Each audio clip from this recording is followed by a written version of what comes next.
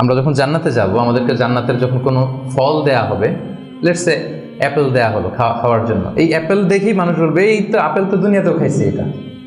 তার মানে দুনিয়াতে যে খাইছে এই সেন্স কিন্তু আমরা ভুলে যাইনি। অনেকে জিজ্ঞেস করে যে আখিরাতের এই সেন্সেশনটা কেমন হবে, আখিরাতে কি দুনিয়ার সবকিছু আমার মনে থাকবে, দুনিয়ার যা যা ঘটছে সবই কি আমার সেন্সে থাকবে, ব্রেনে থাকবে, নাকি অন্যরকম জগৎ? এই আয়াত প্রমাণ করে দুনিয়াতে আপনি কি করেছেন সবকিছু আপনার মনে থাকবে।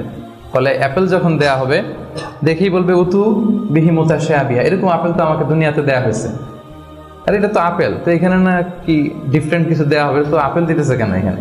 আপেল অনেকে আপেল লাইকও করে না দুনিয়াতেই, সেইখানে যদি আপেল দিয়ে আপেল দেয় বা কমলা দেয়, হয়তো মানুষ এরকম প্রশ্ন করবে, এবং কোরআন তো সেটা টেস্টিফাই করছে যে হ্যাঁ, মানুষ বলবে যে এটা তো আমরা দুনিয়াতেই খাইছি। তখন আল্লাহ বলবে যে না, এটা অ্যাপেল, বাট দুনিয়ার অ্যাপেলের মতন। দুনিয়ার আপেলে একটা স্বাদ পাওয়া যায়, এই আপেলে হাজার স্বাদ পাওয়া যায়।